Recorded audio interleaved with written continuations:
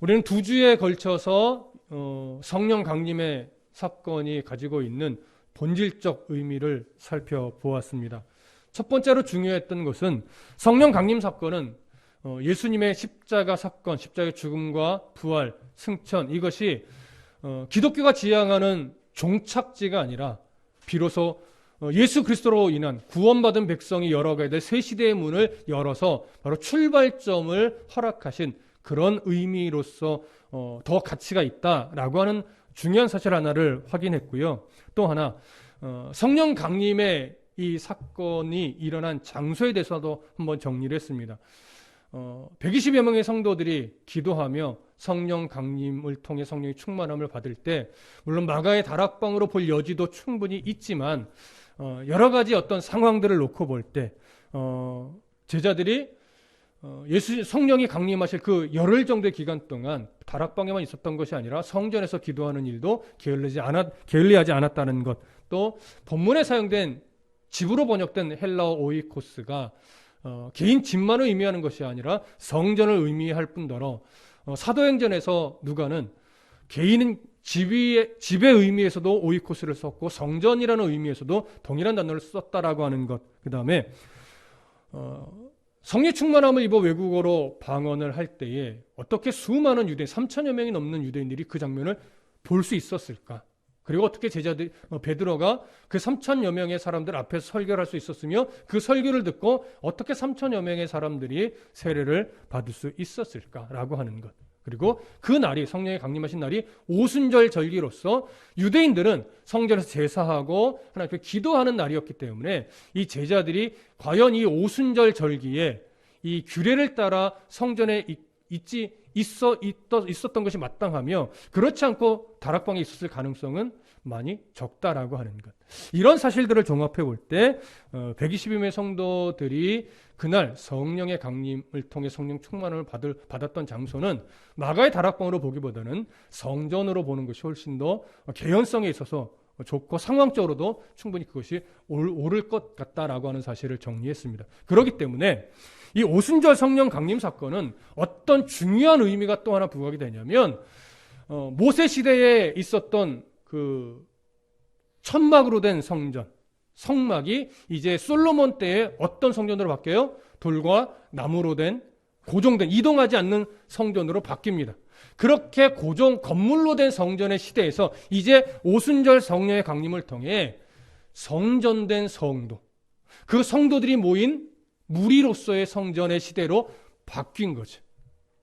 그래서 이제 이 성전된 성도들이 그 성전으로서 삶을 살아내는 새 시대의 전환점이 되는 이 사건이 성전에서 일어난 것은 오히려 의미상으로도 훨씬 더 자연스럽다라고 여겨지는 거죠. 그래서 오순절 성령 강림 사건은 성도들이 성전이 되는 대전환점의 사건을 이룬 의미로서 가치가 있다라고 하는 것. 이것이 저번 주까지 정리했던 내용입니다. 오늘은 이제 좀 본문을 중심으로 해서 이 내용의 의미를 살펴보겠습니다. 먼저 1절부터 3절까지 함께 읽겠습니다. 1절부터 3절 시작. 오순절 날이 이미 이름에 그들이 다 같이 한 곳에 모였더니 호련히 하늘로부터 급하고 강한 바람 같은 소리가 있어 그들이 앉은 온 집에 가득하며 마치 불의 혀처럼 갈라지는 것들이 그들에게 보여 각 사람 위에 하나씩 임하여 있더니, 자, 하나님이 작정하신 오순절이 임했습니다.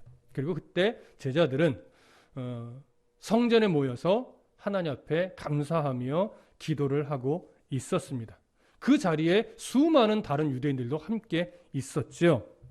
그때 성령의 강림, 성령의 임재가 그 성전 가운데 탁 임하는데 성령이 임하는 임재 현상이 크게 두 가지로 나타났습니다.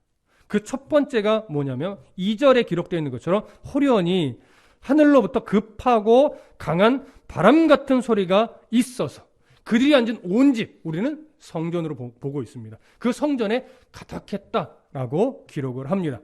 자, 그 성전에 급하고 강한 바람이 일어난 게 아니죠. 이걸 잘 보셔야 돼요. 그 성전에 급하고 강한 바람이 일어난 것이 아니라 급하고 강한 바람 같은 소리가 가득한 거예요.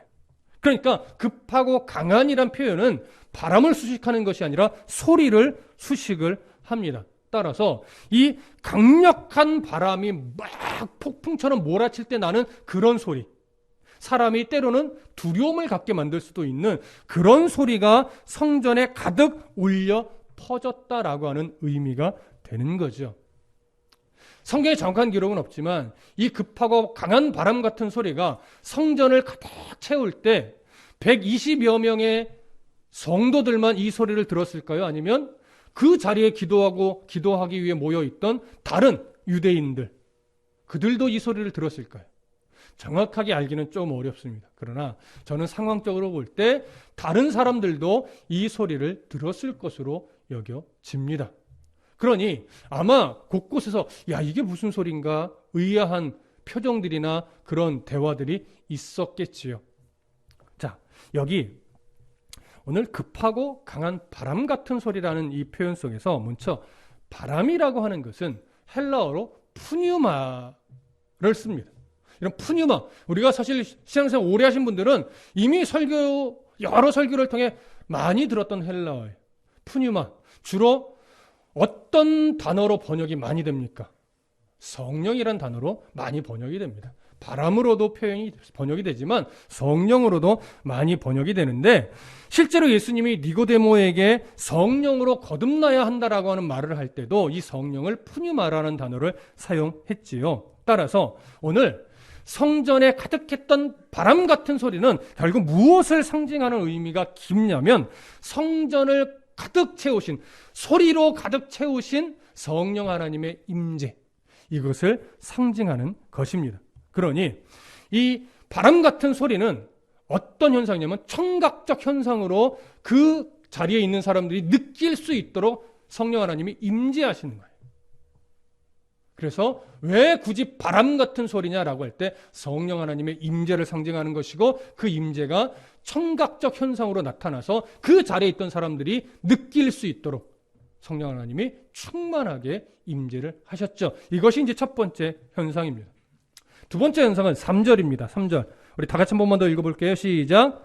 마치 불의 혀처럼 갈라지는 것들이 그들에게 보여 각 사람 위에 하나씩 임하여 있더니. 자, 두 번째 현상은 기도하고 있던 120여 명의 성도들에게 불이 임한 것이 아닙니다.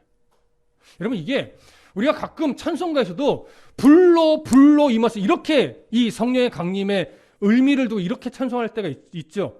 사실 불로 임한 게 아니에요. 오늘 성경은 뭐라고 말해요? 불의 혀처럼 갈라지는 그 무엇인가가 누구에게 임했어요? 120여 명의 성도들에게 각각 임한 거예요. 각각. 이게 중요합니다. 불의 혀처럼 갈라지는 그 무엇인가가 120여 명의 성도들 각자에게 한 사람씩 임하였다라고 하는 것이죠. 이것은 청각적인 현상이에요? 시각적인 현상이에요? 시각적인 현상이죠. 이 시각적인 현상을 동반해서 불의 혀처럼 갈라지는 그 무엇인가가 120여 명의 성도들에게 임한 것. 이것을 지금 강조하는데, 아마도 이 사건도 다른 유대인들도 볼 수 있지 않았을까, 이렇게 여겨집니다. 단정하긴 좀 어렵지만 성령의 충만한 임재를 상징하는데, 소리는 그 안에 얼마나 가득했는지에 대한 강조라면, 불의 혀처럼 갈라지는 것은 120명의 성도 한 사람 한 사람에게 임하신 성령을 강조하는 겁니다. 그러니까 크게는 둘 다 무엇에 대한 상징이에요? 성령의 임재에 대한 상징이에요. 하지만 소리는 그 성전에 가득했던 성령의 임재 쪽이라면, 불의 혀처럼 갈라지는 것은 120여 명의 성도들에게 각자에게 임하신 성령을 강조하는 겁니다. 자, 그런데 왜 굳이 불의 혀처럼 갈라지는 걸까요? 왜 혀라는 표현이 들어갔을까요?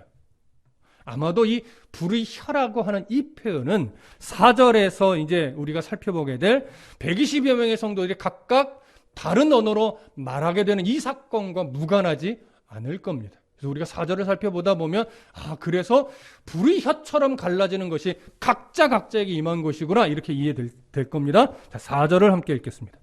4절 시작.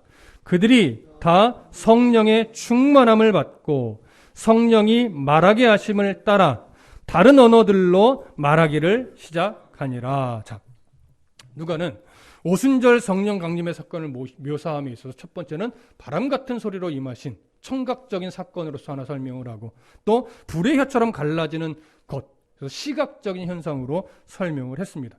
그러고 나서 4절로 넘어오면서 이 120여 명의 성도들이 이 성령으로 인해 다 성령에 뭘 받았다고요? 충만함을 받았다라고 얘기해요. 그런데 잘 보시면 이상하게 이거 지금 성령이 처음 강림하는 사건이에요. 물론 구약 시대에도 성령이 일하셨지만 임재의 사건, 내주하기 위해 임재의 사건은 이 사건이 처음이란 말이에요. 그러니까 이 사건이 처음이란 얘기는 아직 어느 누구도 성령 세례, 거듭남을 허락하시는, 구원을 허락하시는 성령 세례는 일어난 적이 있어요, 없어요? 아직은 없는 거예요. 이것이 처음이에요. 그런데 성령 세례라는 표현을 오늘 본문은 사용하지 않고 어떤 표현만 있어요? 성령 충만이라는 표현만 하고 있어요. 그러다 보니까 종종 학자들 중에 무슨 말을 하냐면 지금 이 오순절 성령의 강림 사건은 성령 세례와는 상관이 없는 무관한 그저 성령이 충만한 사건만을 의미한다. 이렇게 주장하는 견해가 있습니다. 그러나 이것은 우리가 동의할 수 없는 그런 견해입니다. 이 상황을 지금 오해한 견해죠. 자, 왜냐? 성령 세례 없이 성령 충만이 일어날 수 있을까요? 없을까요? 없기 때문에 그래요. 성령 세례 없이 성령 충만은 절대 일어날 수 없습니다. 그러니까 지금 이 성령 충만을 이야기하는 것은 뭐가 말은 안 했어도 전제가 되는 거예요? 성령이 강림하고 120여 명의 성도들에게 불의 혀처럼 갈라지는 모습으로 임재할 때 성령 세례는 이미 전제가 되는 거예요. 그래서 성령 세례는 이미 전제가 돼서 그들 가운데 일어난 사건이고 그와 거의 동시적으로 어떤 사건이 일어나요? 성령 충만의 사건이 일어나요. 그래서 오늘 본문은 무엇에 강조점이 있는 표현이냐면 성령 충만함을 입어 어떤 현상이 일어났는가 여기에 강조점을 뒀기 때문에 성령 세례를 굳이 언급하지 않고 성령 충만에 더 강조점을 두어서 기록을 한 겁니다. 자, 그러면 우리가 여기서 그러면 성령 세례와 성령 충만은 어떤 차이가 있는가 조금 정리를 하고 넘어가시면 좋을 것 같습니다. 자, 성령 세례와 성령 충만 기본적으로 얼마든지 동시에 일어날 수 있는 사건이에요. 하지만 동시에 일어나지 않을 수도 있는 사건입니다. 하지만 전제가 있죠. 성령 세례 받지 못한 자에게 성령 충만은 일어날 수 없다라고 하는 거예요. 자, 그러면 성령 세례가 뭐냐? 우리가 사도행전 1장 5절을 강해할 때도 정리했듯이 성령에 의해서 참으로 죄사함을 받게 하는 세례가 바로 성령 세례입니다. 죄로 인해 하나님과 단절되었던 이 상태를 다시 회복시켜주는 이런 은혜의 사건이 바로 성령 세례죠. 그래서 성령 세례를 통해 일어나는 아주 중요한 사건이 뭐냐면 죄사함과 구원의 백성이 되는 것. 이것이 바로 성령 세례이고 이것을 다른 말로 거듭남이다라고 표현하기도 하는 겁니다. 그래서 요한의 세례와 비교해서는 이렇게 설명했죠. 요한의 물 세례가 가지고 있던 상징적 의미의 실체이기도 하고 그 의식이 가지고 있는 내용이 바로 성령의 세례다. 이렇게도 정리를 했습니다. 그러면 이 성령 세례는 성도에게 일어날 때 반복적으로 일어나는 사건일까요? 딱 한 번만 일어나면 되는 사건일까요? 딱 한 번만 일어나면 되는 사건입니다. 이것은 번복되지도 않고 취소되지도 않습니다. 성령의 세례는 우리에게 한번 일어나는 순간 영원한 효력을 갖고 하나님이 절대 번복하지 않습니다. 그래서 성령 세례는 딱 단회적, 우리의 인생 가운데 한 번만 일어나는 사건이고 절대 반복될 필요도 없고 반복되지도 않는 그런 사건이라고 하는 것 꼭 기억하셔야 됩니다. 이와 달리 성령 충만이라고 하는 것은 구원에 이르게 만드는 그런 의미가 아니라 성령 세례를 이미 받은 구원의 백성에게 일어나는 사건으로서 성령의 손에 붙들려서 인도함을 받으며 살아가는 그러한 영적 상태를 성령 충만이라고 합니다.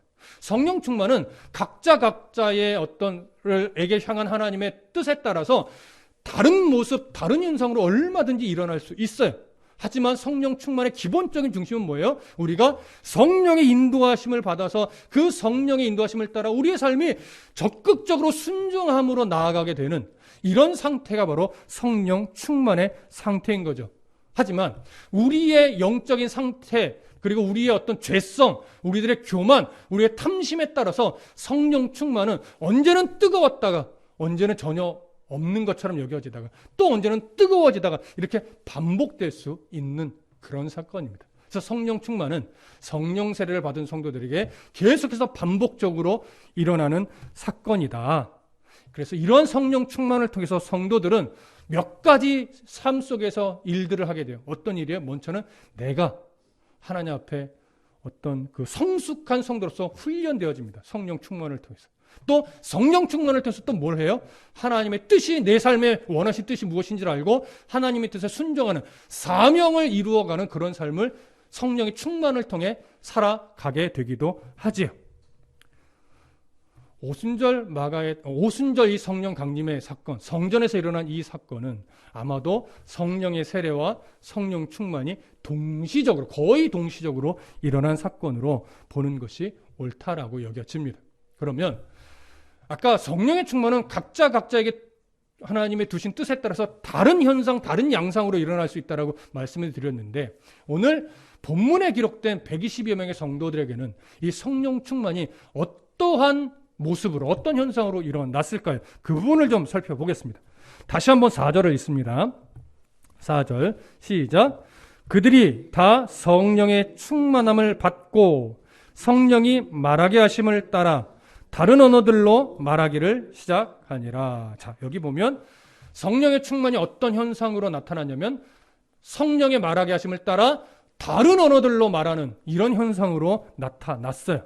자, 여기에 기록된 다른 언어에 대해서 사실 오순절 교파 쪽에 있는 신학은 무엇이라고 말하냐면 이 다른 언어가 바로 사람의 언어가 아니라 천사의 말이다.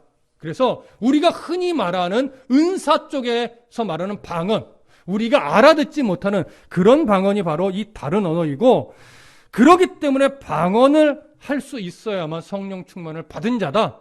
이렇게 주장하는 어떤 교리적 의미를 가지고 있는데 사실 우리들의 신학적 입장에서는 잘 동의하지 않는 그런 견해입니다. 이것 때문에 물론 이단이냐 아니냐를 갈라지는 것은 아니지만 어떤 한 신학적 입장에서 좀 다른 견해로 우리는 여기는 겁니다. 그래서 우리들은 이것을 신비한 방언으로 보지 않고 오늘 사도행전 2장 5절부터 8절에 있는 내용처럼 외국어로 보는 겁니다.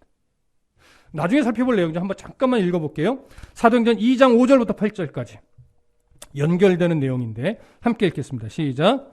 그때에 경건한 유대인들이 천하 각국으로부터 와서 예루살렘에 머물러 있더니 이 소리가 나매 큰 무리가 모여 각각 자기의 방언으로 제자들이 말하는 것을 듣고 소동하여 다 놀라 신기하게 여겨 이르되 보라 이 말하는 사람들이 다 갈릴리 사람이 아니냐? 우리가 우리 각 사람이 난 곳 방언으로 듣게 되는 것이 어찌 됨이냐? 자, 여기서도 정확히 뭐라고 말해요? 여러 나라에서 몰려왔던 이 디아스포라 유대인들이 우리가 나고 자랐던 그곳의 말로 이 사람들이 어떻게 말을 하지? 우리가 어떻게 저 사람들의 말을 알아듣는 거지? 이렇게 이야기를 해요. 그러니까 결국 이건 뭐예요? 아무도 알아듣지 못하는 천사들의 말이 아니라 다른 나라 말로 이들이 말해서 이 각 나라 사람들이 이 나라에서 온 사람은 자기네 나라 말로 말하는 소리를 들었고 저 나라에서 온 사람들은 저 나라 말로 말하는 소리를 듣고 이해하게 되니까 이것 때문에 놀랐던 거죠. 그러면 여러분 오늘 여기서 모인 유대인들은 기본적으로 우리가 상식적으로 알고 있다시피 디아스포라 유대인들이라고 하는 자들입니다. 디아스포라 유대인들은 뭐예요? 역사를 거슬러 올라오면 대략 한 600여 년 전, 그러니까 바벨론 때 이스라엘이 멸망하면서 각 나라의 포로로 끌려가면서 다 외국에서 살게 됩니다. 그렇게 해서 바벨론 시대를 지나 페르시아 시대를 거치고 페르시아 시대를 지나 헬라 시대를 지나고 헬라 시대를 지나 지금 로마 제국 시대에 이르기까지 대략 600여 년 동안 이들은 계속해서 외국에서 살게 되고, 그렇게 세월이 흐르면서 수많은 사람들이 그 외국 땅에서 태어났지만 이들은 다 모국이 어디예요? 이스라엘이에요. 하지만 모국어를 잘 알아요? 몰라요? 몰라요. 그들이 태어난 다른 나라의 언어는 익숙한데 정작 모국어인 이스라엘 말, 이것은 잘 모르는 자들이죠. 그러니까 이들이 예루살렘에 모였을 때도 항상 어떻게 되냐, 같이 성경을 기도하는데 자기 나라 사람들끼리 모여서 이제 이야기를 하게 되고 이런 경향들이 많이 일어나는 거예요. 그런데 그렇게 모여 있는 그 자리에서 120여 명의 성도들이 각기 성령의 충만함을 따라 다른 언어로 각각 말하기 시작하는데 이제 어떻게 사람들이 모일까요? 자기가 알아듣는 말을 하는 성도 앞에 모이는 거예요. 또 여기에는 그쪽 말 알아듣는 사람이 모이고 그러다 보니까 대략 몇 명 정도가 모이냐? 3,000명 이상 정도가 그 제자들에게 그룹 몰려들었을 것으로 여겨지는데, 사도행전 2장 9절부터 11절에는 그렇게 모인 무리가 대략 어디서 온 자들로 말하냐면 15개 지역에서 모인 사람들로 표현을 합니다. 15개 지역이라는 건 나라를 말하는 것이 아니에요. 그러면 나라로 본다면 대략 몇 개 나라가 정도 되냐면 최대 50여 개국 정도가 될 것으로 봅니다. 그러니까 지금 이 제자들은 많으면 50개국의 언어로 각기 나눠서 말을 하기 시작을 했던 거죠.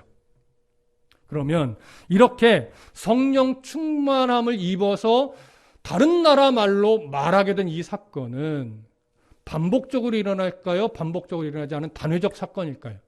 이건 단회적 사건입니다. 이때 특별하게 역사했던 거예요. 그러니까 이날 이후에 이들이 또 이상하다, 내가 외국어를 어떻게 이렇게 잘 말하지? 하면서 그 다음 날도 외국어로 말하고 그 다음 날도 외국어로 말했다는 것이 아니라 이날만 특별하게 자기도 모르게 입을 열었는데 뭘로 말하고 있어요? 외국어로 말하게 된 거예요. 그리고 그날만 유일하게 그 말하는 외국어를 자기도 이해할 수 있는 거죠. 이 성령의 충만함이 일어났던 오순절날이 지나서 이들이 계속해서 외국어로 말한 것으로 여겨지지는 않습니다.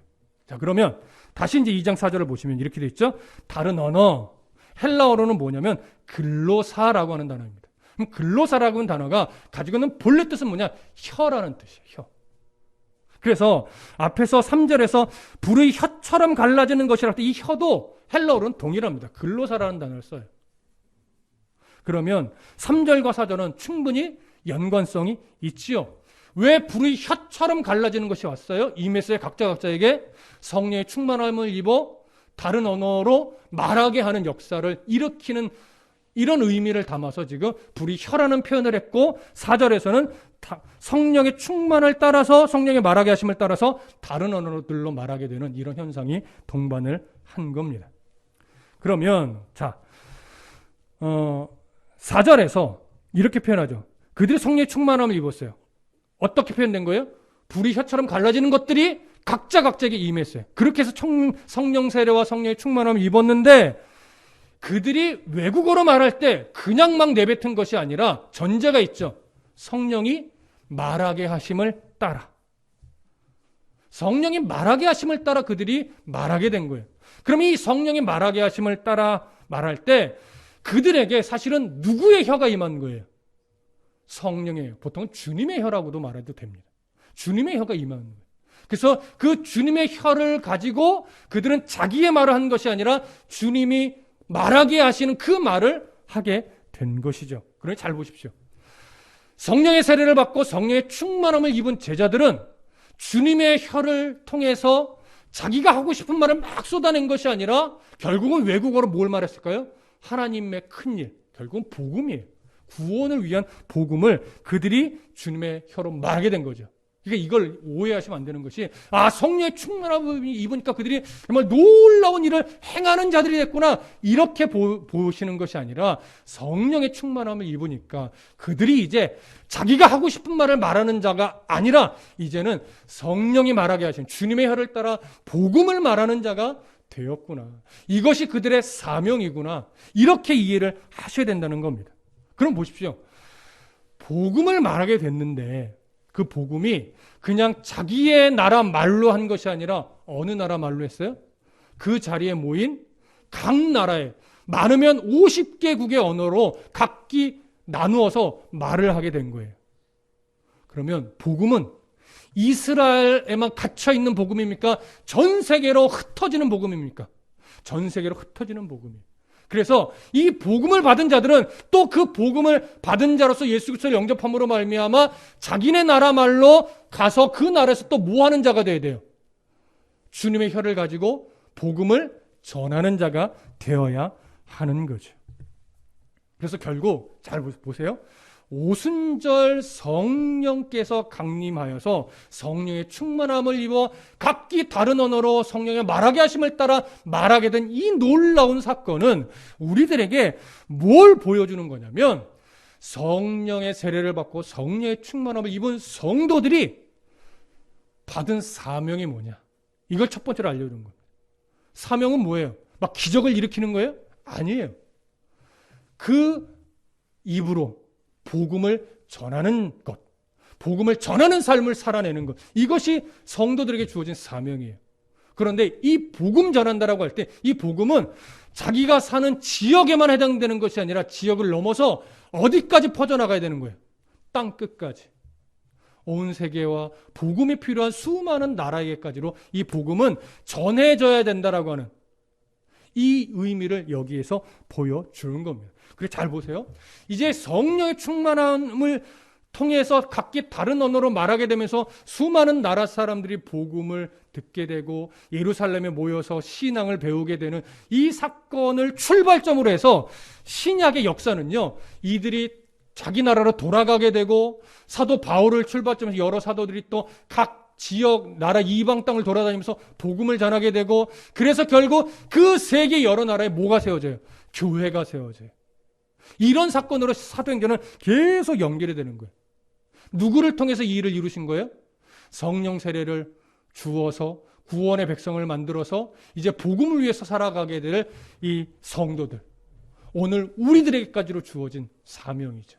바로 이런 연약하고 보잘것없는 우리들을 하나님이 성령의 세례와 충만함을 통해 동역자로 만들어서 바로 우리들의 삶을 통해 복음 하나님의 나라의 일을 드러내는 이 사건의 출발점이 되는 것이 바로 오순절 성령 강림의 사건입니다.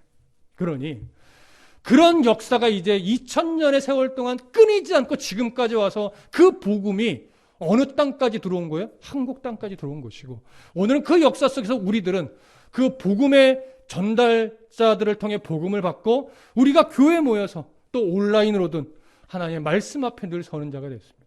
그러면 하나의 말씀을 깨닫고 은혜를 받았어요. 그러면 은혜 받았다.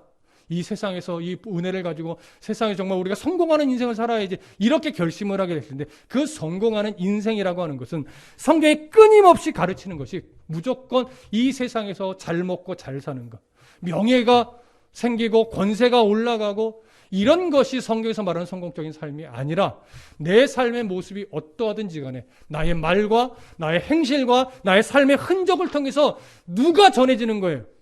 하나님의 나라가. 예수 그리스도가 복음이 전해지는 삶을 살아내는 것. 이것이 성경에서 말하는 성령 충만한 삶이고 이것이 바로 우리들의 사명이고 이것이 성도의 마땅한 삶인 겁니다. 이 삶을 예수님은 이리 때와 같은 세상 속에서 우리가 양으로 보냄을 받아 그 속에서 양으로 살아갈 때 바로 그 양으로 사는 찢기고 상처나는 흔적 속에 주님 때문에 양으로 살고 주님 때문에 찢겨주고 주님 때문에 상처를 받아주면 거기서 어떤 역사가 일어나요? 복음의 역사. 하나님의 나라가 전해지고 이리로서 양을 물었던 자들이 오히려 이제 양이 되는 이런 놀라운 복음의 역사를 보게 될 것이다 라고 하는 것이죠.